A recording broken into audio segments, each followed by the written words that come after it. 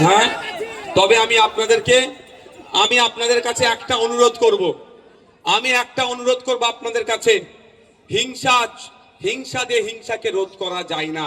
কেউ যদি বলে আপনার একটা চোখ তুলে নেব, তার পরিবর্তে যদি আপনি তার চোখ তুলতে চান, তাহলে পৃথিবী একদিন সবাই অন্ধ হয়ে যাবে।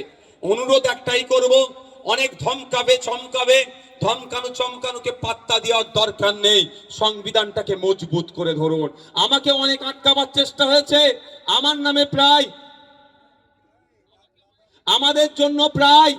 আমার নামে প্রায় 20টা মামলা দিয়েছে, কিন্তু আমি মাথা নত করিনি, আমাকে কেউ আটকাতে পারেনি। কেন বলুন তো? আমি সংবিধানটাকে আঁকড়ে ধরে চলছি। তাই আপনাদের অনুরোধ করব, একদিকে বোমগুলি পিস্তল থাকতে পারে, একদিকে গুন্ডা মস্তান থাকতে পারে, একদিকে সমাজ বিরোধীরা থাকতে পারে, আপনি যদি সংবিধানকে শক্ত হাতে ধরে রাখতে পারেন, এই গুন্ডা মস্তান সমাজ বিরোধীরা ধ্বংস হয়ে যাবে। আপনাকে কেউ হিলাতে পারবে না, আপনাকে কেউ আটকাতে পারবে না। তাই অনুরোধ করছি বন্ধুগণ, অনেকে অনেক চেষ্টা করে। এই বকটুয়ে আমি এসেছিলাম, কিভাবে খুন করলো, কারা খুন করলো আর কারা জেল খাটছে দেখুন। ওই ফাঁদে আপনারা পড়বেন না। প্ল্যান মাফিক আপনাদেরকে ধ্বংসের দিকে ঠেলে দেওয়া হচ্ছে। দেখুন লড়াই কোথা হচ্ছে? আদিবাসী পাড়াতে লড়াই হচ্ছে, মুসলিম পাড়ায় লড়াই হচ্ছে, দলিত পাড়ায় লড়াই হচ্ছে, পিছড়ে বর্গের মানুষের এলাকাতে। আর ধ্বংস হয়ে কবরে শ্মশানে এই গরিব মানুষগুলো যাচ্ছে।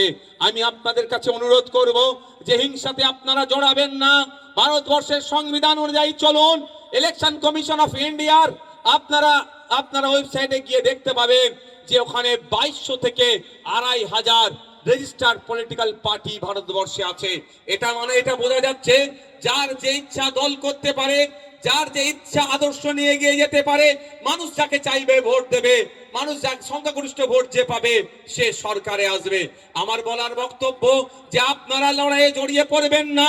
আপনারা একবার আইনসভার মধ্যে যদি যান বা বিভিন্ন জায়গায় দেখবেন, সুজন চক্রবর্তী সিপিএম এর নেতা, দিলীপ ঘোষ তৃণমূলের নেতা, বিজেপির নেতা কুণাল ঘোষ তৃণমূলের নেতা, পার্থ চ্যাটার্জি তৃণমূলের নেতা, এরা একে অপরের এক জায়গায় বসে চা খাচ্ছে।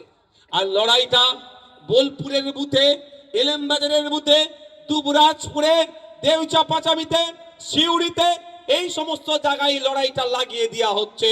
আমার বলার বক্তব্য আপনাদের, অনেক লড়াই হয়েছে, লড়াই চাই, লড়াই করে বাঁচতে চাই।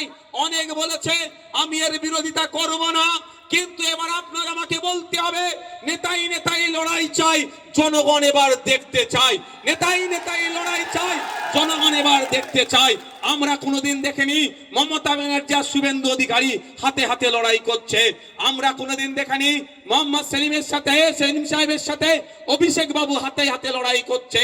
আমরা কোনোদিন দেখিনি অধীর রঞ্জন চৌধুরীর সাথে পার্থ চ্যাটার্জি হাতে হাতে লড়াই করছে। আমরা কোনোদিন দেখিনি এই পার্টির রাজ্য স্তরের লিডাররা নিজেদের মধ্যে লড়াইয়ে জড়িয়ে পড়েছে। আমরা কি দেখেছি? মিডিয়ার মাধ্যমে, মাইকের মাধ্যমে তারা লড়াই করছে। এই লড়াইটা তারা ওই অবস্থায় রাখছে, কিন্তু দিনের শেষে প্রয়োজনে তারা এসি রুমে বসে চা খাচ্ছে, এটা প্রমাণ আছে। আর আমরা বুথের মানুষ, চর্বি আমাদের বেশি।